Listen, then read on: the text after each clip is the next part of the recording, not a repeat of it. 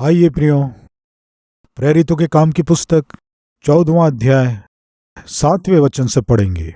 हम सब मिलकर पढ़ेंगे। और वहां सुसमाचार सुनाने लगे। लुस्त्रा में एक मनुष्य बैठा था जो पांव का निर्बल था। वह जन्म ही से लंगड़ा था और कभी न चला था। वह पौलुस को बातें करते सुन रहा था। पौलुस ने उसकी ओर टकटकी लगाकर देखा कि उसे चंगा हो जाने का विश्वास है, और ऊंचे शब्द से कहा, अपने पांवों के बल सीधा खड़ा हो। तब वह उछल कर चलने फिरने लगा। लोगों ने पौलुस का यह काम देखकर लुकाउनिया की भाषा में ऊंचे शब्द से कहा, देवता मनुष्य के रूप में होकर हमारे पास उतर आए हैं। उन्होंने बरनबास को ज्यूस और पौलुस को हिरमेस कहा, क्योंकि वह बातें करने में मुख्य था। ज्यूस के उस मंदिर का पुजारी जो उनके नगर के सामने था, बैल और फूलों के हार फाटकों पर लाकर लोगों के साथ बलिदान करना चाहता था।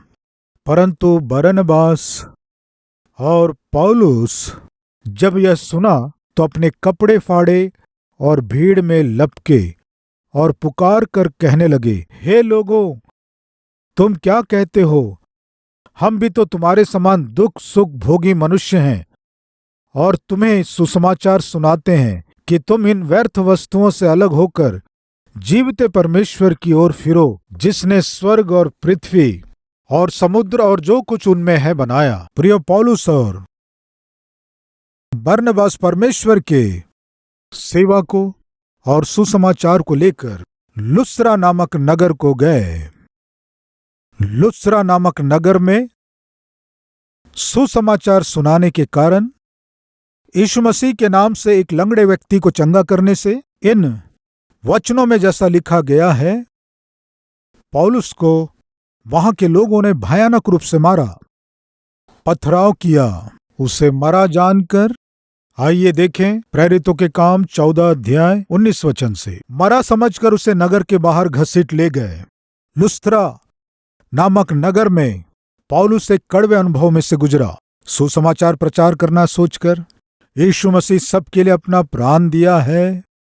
हर एक मानव जाति के पापों को अपने ऊपर उठाकर क्रूस पर बलिदान हुए हैं। अब किसी भी मनुष्य को अपने पापों के कारण नरक जाने की आवश्यकता नहीं है, क्योंकि यीशु सबके लिए अपने प्राण को बलिदान किए हैं, क्रूस में अपना प्राण दे दिए, कीमत चुका दिए हैं। इस तरह पौलुस और बरनबास सुसमाचार का प्रचार किए। वहां क्या हुआ?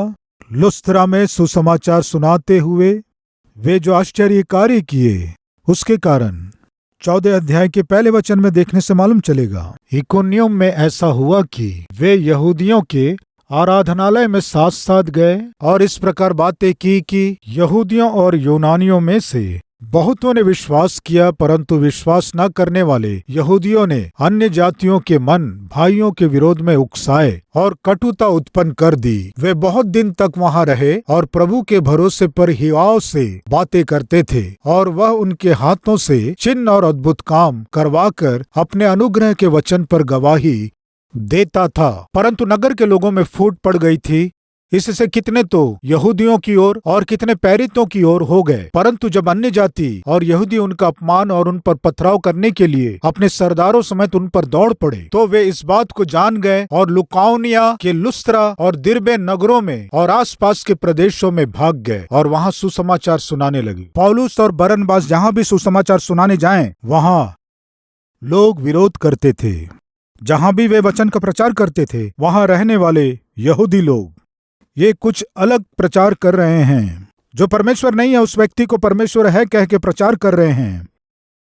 इस तरह गलत सोचकर पौलुस को और बरनबास को उस प्रांत से भगाने की कोशिश किए। अपनी जान बचाकर पौलुस और बरनबास लुस्त्रा नामक शहर में आ गए, सुसमाचार प्रचार किए, और उतना ही नहीं, परमेश्वर के सामर्थ्य से एक जो जन्म से ही लंगड़ा था उस व्यक्ति को, जो बिल्कुल चल नहीं पाता था, उसे परमेश्वर की सामर्थ्य से चंगा किए। इस तरह चंगा करने के बाद वहां के लोग किस तरह पौलुस को बरनबास को कंधे में उठाए हम देखे। लेकिन क्या हुआ था? इकोनियम नामक प्रांत से यहूदी अधिकारी फिर से आ गए, आकर कहने लगे, तुम्हें हम वहां से भगा दिए थे, तुम यहां आ गए, अब तुम्हें जीने का अधिकार नहीं है। ये कहकर अन्याय से पौलुस और बरनबास पर पथराव करके मारने की कोशिश किए। मैं क्या कहना चाहता हूं कि उस दिन पौलुस और बरनबास जब लुस्त्रा प्रांत में आए, हम इस प्रांत में आकर क्या हासिल किए? मार खाने के अलावा हम पर पथराव किया गया। बहुत ही कड़वे अनुभव को, बहुत ही कड़वे यादों को हम यहाँ पाए। प्रिय, लुस्त्रा और दिर्बे ये दोनों शहर आसपास ही हैं। आप जब भी बाइबल में इन नगरों का नाम देखें तो ये आसपास दोनों के नाम होते हैं। आज हमारे बीच कोई है क्या? हमारे जीवन में हम परिश्रम कर रहे हैं, हम मेहनत कर रहे हैं, मेहनत से पढ़ रहे हैं, परिश्रम से नौकरी कर रहे हैं, मेहनत से व्यापार कर रहे हैं, मेहनत से लागत लगा रहे हैं, मेहनत से कृषि का काम कर रहे हैं, मेहनत से कमा रहे हैं, लेकिन पता नहीं क्यों, लेकिन हम अपने परिश्रम का प्रतिफल देख नहीं पा रहे हैं। आशीष मिलेगा सोचे, उन्नति होगी हम सोचे, लाभ मिलेगा हम सोचे, लेकिन अंत में देखने से केवल कड़वा अनुभव हमें मिला। आज हमारा जीवन कड़वे अनुभवों में से गुजर रहा है। मैंने सोचा कुछ और मुझे मिला कुछ। मैंने प्रार्थना किसी के लिए किया, लेकिन पाया कुछ और। मेरे जीवन में केवल कड़वे अनुभव ही यादों के रूप में रह गए। ऐसी स्थिति में आप में से कोई गुजर रहे हैं क्या? तो फिर आज ये संदेश निश्चित रूप से आपके लिए है। प्रियो, सेवा के प्रारंभ में मैं इंग्लैंड देश गया था। प्रभु मुझे वहां ले गए। मैंने सोचा इंग्लैंड देश में जाने के बाद मैं जो सेवा कर रहा हूं, जो परिश्रम कर रहा हूं, इसके लिए कोई सहायता करेगा सोचकर, सेवाकाई के लिए कोई मदद करेगा ये सोचकर मैं वहां जाकर बड़ी आशा से इंतजार किया। वहां एक दिन मैं एक चर्च में गया। वहां अद्भुत रूप से आराधना चल रही थी। वहां 4000 लोग आराधना कर रहे थे। जीवन में मैंने पहली बार देखा था। 1999 में हमारे राष्ट्रों में इतना बड़ा चर्च भवन कहीं भी नहीं था, इसलिए मैं देखा नहीं।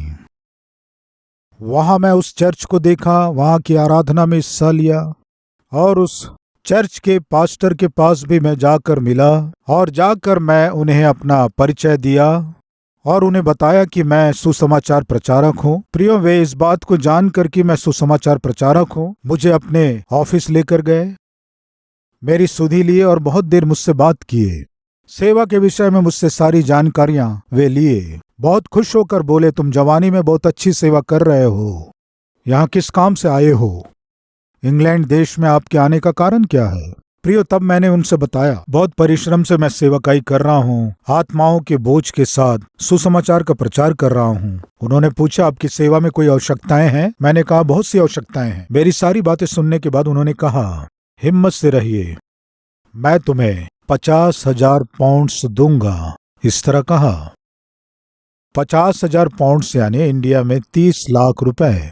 22 या 23 वर्ष पहले 30 लाख रुपए यानी बहुत अधिक है। प्रियो, उन दिनों में यदि वे मुझे 30 लाख रुपए देते तो मैं सोचा था कि यहाँ मैं चर्च के लिए एक लैंड खरीदूंगा। जैसे ही उन्होंने कहा कि 30 लाख रुपए दूंगा, मैं बहुत ही खुश हुआ और आनंदित हुआ।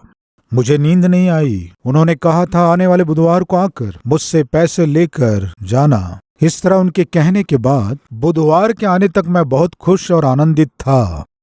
तब मैंने अपनी पत्नी को पत्र लिखा, हमारे कष्ट दूर होने वाले हैं। उस समय मैं बहुत से कर्जों में और परेशानियों में से गुजर रहा था। प्रिय, बुधवार को मैं उनसे मिलने गया, वो मुझे नहीं मिले। क्या करना मुझे समझ में नहीं आ रहा था। उस चर्च में मैं अकेले बैठा। वो बहुत बड़ा भवन था, वहां मैं घुटने टेका। उस चर्च भवन को देखकर मुझे बहुत वेदना हुई। क्यों कहने से ऐसा चर्च भवन मैं अपने देश में कभी नहीं देखा। इसलिए उस दिन मैं प्रार्थना किया। क्या जानते हैं, उस दिन मैं घुटनों में आकर प्रार्थना किया, प्रभु, ऐसा चर्च भवन मैं अपने देश में कब देख पाऊंगा। प्रभु, ऐसा चर्च भवन आप हमारे देश में कब बनाएंगे। प्रभु, ऐसा अद्भुत चर्च भवन हमारे देश में मैं कब अपनी आंखों से देखूंगा। इस तरह रोते हुए प्रार्थना किया। प्रियो उस दिन वो नहीं आया। अगले रविवार को मैं चर्च गया। वे चर्च आए थे, मैं उनसे मिला था। वे बोले बुधवार को मैं नहीं आ पाया, सॉरी। आने वाले मंगलवार को निश्चय आ जाइए, मैं तुमसे मिलूंगा, उन्होंने कहा। मंगलवार को फिर से मैं वहां गया। बस के टिकट के लिए पैसे भी नहीं थे मेरे पास। मैं पैदल चल कर गया, बहुत दूर था। मैं बहुत ही आशा के साथ गया था, कुछ मदद मिल जाएगी सोचकर, उनके आने में देरी होगी सोचकर। मैं फिर से चर्च के अंदर गया। उस चर्च में घुटने टेक कर प्रार्थना करने लगा, प्रभु, इतना बड़ा चर्च भवन जिसमें 3000 लोग बैठ सकते हैं, ऐसा बड़ा भवन मैं अपने देश में कब देख पाऊंगा। हमारे देश में भी ऐसा चर्च भवन निर्माण कीजिए पिता। प्रार्थना किया। मंगलवार को भी वो नहीं मिले। गुरुवार को आएंगे पता चला तो मैं गया। वे जब कार से उतर रहे थे, मैं उनके सामने गया। मुझे देखकर बोले, ब्रदर, आपको देखकर बहुत खुशी हुई। मैं आपकी सहायता करूंगा बोला था ना? हाँ, आपने सहायता करूंगा कहा था। पिछले समय में आपने कहा था मैं 3 बार आपसे मिलने आया, अभी 4थी बार आया हूं। ब्रदर, आपको एक काम करना है। बताइए क्या करना है? परमेश्वर से प्रार्थना कीजिए। क्या प्रार्थना करूं? परमेश्वर मुझे आशीष दे, आप प्रार्थना कीजिए। प्रियो, वो कह रहे थे मुझसे, मेरे लिए आप प्रार्थना कीजिए। परमेश्वर मुझे आशीष दे, प्रार्थना कीजिए। परमेश्वर यदि मुझे आशीष देंगे तो तब मैं आपकी सहायता करूंगा। प्रियो, ये था जो उन्होंने कहा, ये था उनका उत्तर। फिर उन्होंने 30 लाख दूंगा कहा था ना? मुझे आने को कहा, निश्चय मैं सहायता करूंगा कहा। मैं सोचा ये सब क्या है। प्रिय, अंत में उन्होंने क्या कहा जानते हैं? मुझे यदि आपकी सहायता करना है तो परमेश्वर मुझे आशीष देना है। परमेश्वर यदि मुझे आशीष देना है तो आपको मेरे लिए प्रार्थना करना है। आप मेरे लिए प्रार्थना करने के बाद, परमेश्वर मुझे आशीष देने के बाद, वो सन 2000 में हो सकता है, 2020 में हो सकता है, 2050 में या 70 में हो सकता है, या मैं मर सकता हूँ। परमेश्वर मुझे आशीष देने के बाद मैं आपकी मदद करूंगा। अभी आप जा सकते हैं। मैं रोते हुए आया प्रियो, एक कड़वा अनुभव। प्रियो, इसलिए बाइबल बताती है, यहोवा की शरण लेनी मनुष्यों पर भरोसा रखने से उत्तम है। यहोवा की शरण लेनी प्रधानों पर भी भरोसा रखने से उत्तम है। आज हमारे बीच कोई है क्या? बहुत आशा किए, कोई सहायता करेगा आशा किए, कोई मदद करेंगे आशा किए, कोई कर्ज देगा आशा किए, कोई आपकी सिफारिश करेंगे आशा किए, कोई नौकरी दिलाएंगे आशा किए, कोई पढ़ाई का खर्च उठाएंगे आशा किए, कोई आपके लड़के और लड़की के लिए रिश्ता लेकर आएंगे आशा किए, कोई लोन दिलाएंगे आप आशा किए, कोई विदेश आपको भिजवाएंगे आशा किए। क्या है जीवन में आपने जो आशा किए हैं? आशा के बदले जो निराशा आपको मिली है वो क्या है? वो निराशा यदि आपके जीवन को हो सकता आज आपको हताश कर दिया हो और आप कह रहे हो, प्रभु, ये कड़वा अनुभव मेरे जीवन में क्यों है? कोई गलती मैंने नहीं किया, कोई अन्याय मैंने नहीं किया, कोई अधर्म का काम नहीं किया, किसी को धोखा नहीं दिया, फिर मेरे जीवन में ऐसा कड़वा अनुभव क्यों है प्रभु? हमारे बीच कोई है कैसे कहने वाले? आपकी ही सेवा कर रहा हूँ, आपके लिए ही परिश्रम कर रहा हूँ, लेकिन फिर भी क्यों ऐसा कड़वा अनुभव?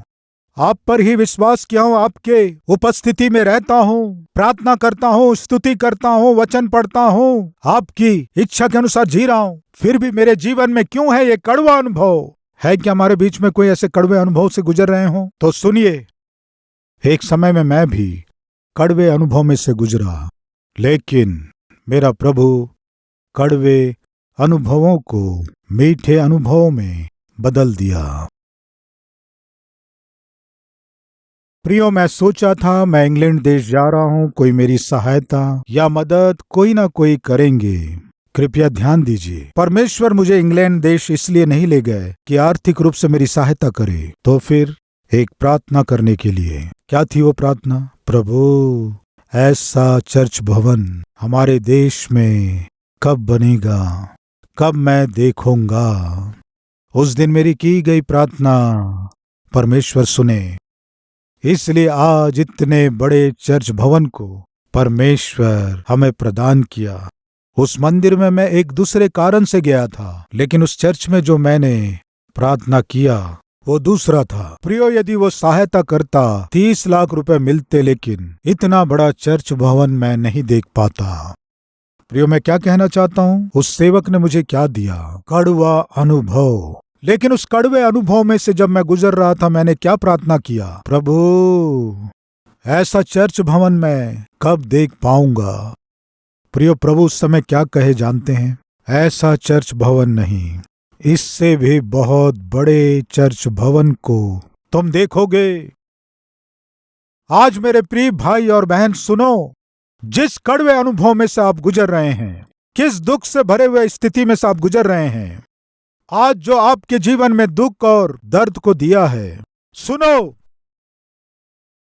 उसी दुख को, उसी दर्द को, उसी भय को मेरा प्रभु सौभाग्य के रूप में बदलने जा रहे हैं।